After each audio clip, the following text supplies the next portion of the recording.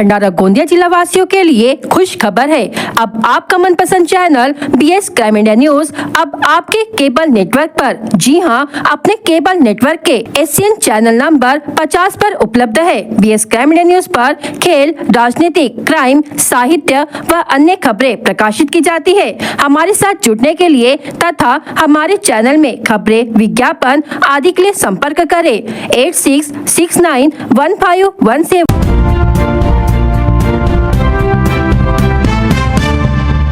अपघात से बाल बाल बचे सांसद डॉक्टर प्रशांत पडोले।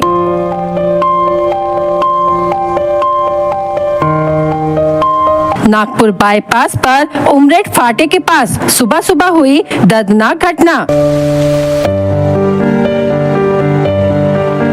उपराष्ट्रपति पद की चुनावी प्रक्रिया पूरी कर मुंबई से भंडारा लौटते समय आज सुबह सांसद डॉक्टर प्रशांत पडोले के वाहन को भीषण सड़क दुर्घटना का सामना करना पड़ा। नागपुर बाईपास पर उमरेड फाटे के पास लगभग सुबह 6 बजे हुई इस घटना में किसी प्रकार की जान माल की हानि टल गई। सांसद डॉक्टर प्रशांत पडोले मामूली रूप से घायल हुए हैं, जबकि उनकी फॉर्च्यूनर क्रमांक MH36 AP 9911 गाड़ी को भारी नुकसान पहुँचा है। दुर्घटना के समय वाहन में सांसद डॉक्टर प्रशांत पडोले स्वयं सवार थे। उन्होंने दिल्ली में उपराष्ट्रपति पद के लिए मतदान किया और फिर विमान से मुंबई पहुंचकर कार्यालयीन कार्य पूरे किए। इसके बाद अपने वाहन से भंडारा की ओर लौट रहे थे। इसी दौरान नागपुर बाईपास पर उमरेड फाटे के पास अचानक सामने से एक वाहन आ गया, जिससे संतुलन बिगड़ गया और जोरदार टक्कर हो गई। यद्यपि दुर्घटना गंभीर थी, सांसद डॉक्टर प्रशांत पडोले और उनके साथ यात्रा कर रहे सहयोगी सुरक्षित है। घटना की जानकारी मिलते ही उनके समर्थकों में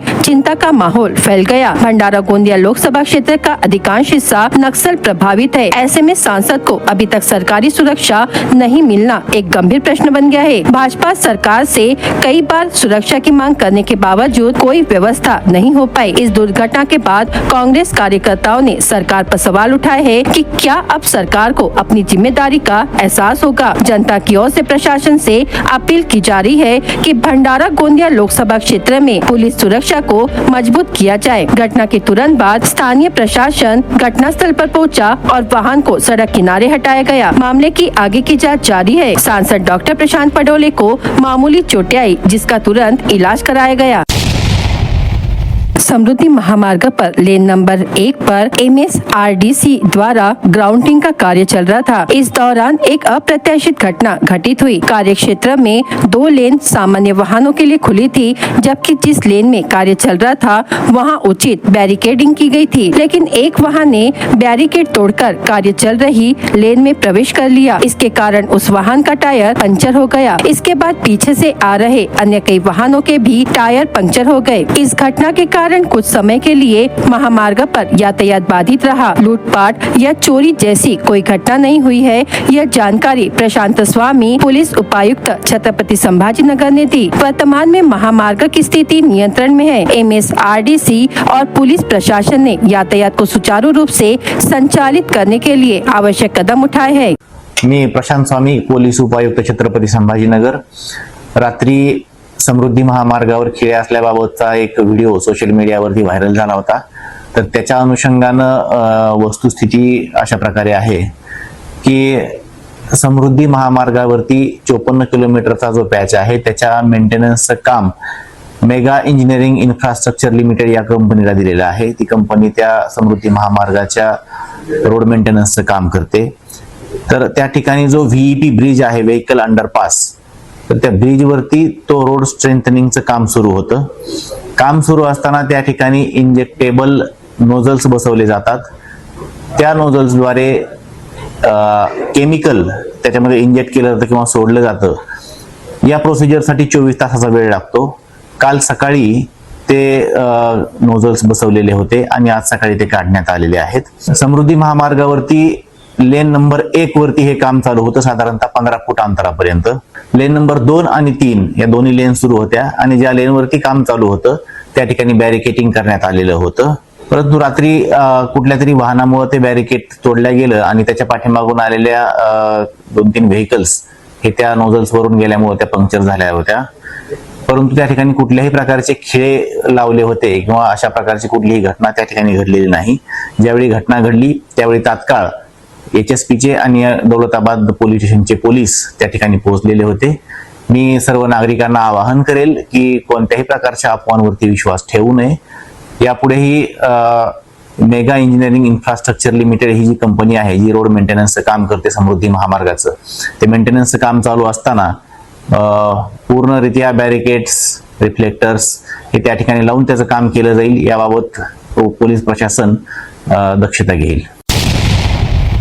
भंडारा जिले के सबसे सुदूर इलाके और मध्य प्रदेश राज्य की सीमा से लगे गोबरवाही गांव में प्राथमिक स्वास्थ्य सेवाएं पूरी तरह से ठप हो गई है. कुछ महीने पहले इस स्वास्थ्य केंद्र की इमारत को जीर्ण शीर्ण घोषित कर दिया गया था, जिसके कारण मरीजों को भारी परेशानियों का सामना करना पड़ रहा है. प्रसूति के लिए गर्भवती महिलाओं को 30 किलोमीटर दूर स्थित तुमसर उपजिला अस्पताल भेजा जा रहा है. कई मामलों में समय पर इलाज न मिल पाने के कारण मरीजों की जान भी चली गई है. स्थानीय पंचायत समिति सदस्य नरेंद्र गेडाम ने आरोप लगाया कि गोबरवाही प्राथमिक स्वास्थ्य केंद्र के अंतर्गत कुल 28 गाँव आते हैं, जहां करीब 30,000 लोग निवास करते हैं. इन सभी लोगों को अब स्वास्थ्य संबंधी मामूली से लेकर गंभीर इलाज के लिए भी तुमसर जाना पड़ रहा है. परिसर के नागरिक नए भवन के निर्माण की जोरदार मांग कर रहे हैं, ताकि स्वास्थ्य सेवाओं में सुधार हो और जान माल का नुकसान रोका जा सके. पंचायत समिती सदस्य या क्षेत्राचा नरेंद्र गेडाम.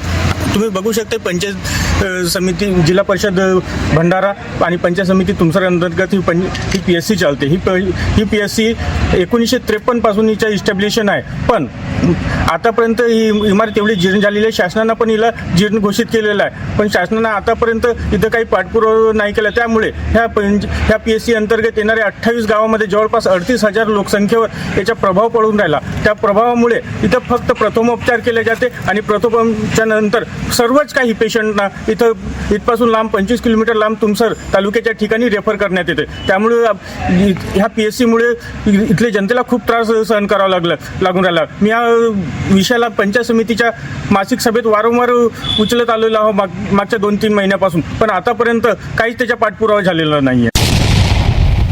नागपुर रायपुर महामार्ग के काधा टी पॉइंट पर पल पल होटल के सामने आज सुबह लगभग 11 बजे 2 मोटरसाइकिलें आपस में भिड़ गई. सूचना मिलने पर काधा पुलिस स्टेशन के पुलिस कांस्टेबल पावन कोड़े मौके पर पहुंचे. जगत गुरु नरेंद्राचार्य की प्रेरणा से चल रही एम्बुलेंस सेवा तुरंत घटनास्थल पर पहुंची और जख्मी व्यक्तियों को सहायता प्रदान की गई. जख्मी व्यक्तियों में आम्बेडकरवाड़ निवासी मिलिंदर देवराव हुमने उम्र 56 वर्ष और राजेंद्र देवराव हुमने उम्र 55 वर्ष का समावेश है. जानकारी के अनुसार मिलिंद हुम ने मोटरसाइकिल क्रमांक MH36B 6109 से काधा से भंडारा की ओर जा रहे थे, जबकि दूसरी अज्ञात मोटरसाइकिल लाखनी की दिशा से आ रही थी. अचानक अज्ञात मोटरसाइकिल ने जोरदार टक्कर मारी और घटनास्थल से फरार हो गया. दोनों जख्मी व्यक्तियों को गंभीर हालत में तात्कालिक रूप से भंडारा जिला अस्पताल में भर्ती कराया गया, जहां उनका इलाज शुरू कर उनकी जान बचाई गई. प्रशासन ने मामले की गंभीरता को देखते हुए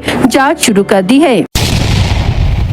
आंधलगांव पुलिस ने छापा मारकर मोटरसाइकिल के माध्यम से हो रही अवैध शराब तस्करी को उजागर किया. इस कार्रवाई में महुए से निर्मित हाथ भट्टी की शराब और वाहन जब्त किए गए. आरोपी का नाम कार्ली निवासी राधेश्याम टेकचंद नागपुरे उम्र 35 वर्ष है. उसे आंबागढ़ से हरदोली मार्ग पर अवैध शराब तस्करी करते हुए रंगे हाथ पकड़ा गया. जाँच में पुलिस ने पाया कि आरोपी के पास एक पोटली में रबरी ट्यूब में लगभग 30 लीटर महुए की शराब थी, जिसकी कीमत 12,000 रूपए है. इसके साथ ही 30,000 रूपए मूल्य की मोटरसाइकिल भी जब्त की गई. कुल जब्त किए गए सामान की कीमत 42,000 रूपए है. इस मामले में भारतीय दंड संहिता की धारा 65 मदाका के तहत मामला दर्ज किया गया है. आगे की जांच आंधलगांव पुलिस स्टेशन के अधिकारी कर रहे हैं. मुरुम चुरा रहे 2 JCB और 6 ट्रैक्टरों पर अडाल पुलिस ने पेट्रोलिंग के दौरान कार्रवाई की. इस कार्रवाई के दौरान पुलिस ने कुल 34,01,500 रुपयों का माल जब्त किया. यह कार्रवाई अडाल पुलिस ने सोमवार 8 सितंबर की रात चीचाल की स्मशान भूमि के पास की. आरोपियों पर 9 सितंबर को मामले दर्ज किए गए. आरोपियों में JCB चालक चीचाल ग्राम निवासी धर्मवीर लहू खोबरागढ़े उम्र 38 वर्ष, सुरबीर लहू खोबरागढ़े उम्र 38 वर्ष, विक्की अरविंद टेकाम उम्र 28 वर्ष के खिलाफ मामला दर्ज किया गया। अडाल पुलिस थाने के थानेदार सहायक पुलिस निरीक्षक धनंजय पाटिल 8 सितंबर की रात चिचाल परिसर में पेट्रोलिंग कर रहे थे। इस दौरान पुलिस को चिचाल के स्मशान घाट परिसर में अवैध तरीके से वाहनों से मुरुम उत्खनन होता हुआ दिखाई दिया। पाटिल की टीम ने जेसीबी क्रमांक MH40 BJ 7662, ट्रैक्टर क्रमांक MH40 N 9580, जेसीबी क्रमांक MH40 VJ 7662 तथा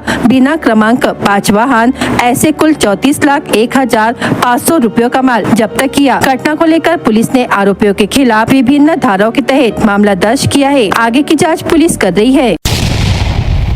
पत्रकारिता की ताकत और जनता की आवाज का असर आखिरकार सामने आया। भंडारा जिला अस्पताल में तैनात रहे जिला शल्य चिकित्सक डॉक्टर दीपचंद सोयाम का तबादला भंडारा से कामठी उप जिला अस्पताल में कर दिया गया है। सूत्रों के अनुसार डॉक्टर सोयाम पर आरोप था कि उन्होंने अपने पद का दुरुपयोग करते हुए निजी अस्पतालों को अनियमित और अवैध तरीके से अनुमति प्रदान की। इस गंभीर विषय को लेकर BS क्राइम इंडिया न्यूज और आवाज भंडारा ने लगातार समाचार प्रकाशित किए थे। पत्रकारों ने इस मामले की तकरार मुख्यमंत्री, पालक मंत्री, विधायक और मुंबई के वरिष्ठ अधिकारियों तक पहुंचाई थी। पालक मंत्री ने इस मुद्दे पर जांच के आदेश भी दिए थे। भंडारा जिले में यह चर्चा का विषय बना हुआ है कि जिला शल्य चिकित्सक जैसा उच्च पद छोड़कर अब उन्हें उप जिला अस्पताल भेजा गया है। इसे जनता पदावंती के रूप में देख रही है। स्थानीय नागरिकों का कहना है कि जैसी करनी वैसी भरनी, सत्ता और रसूख के दम पर मनमानी ज्यादा दिन नहीं चलती।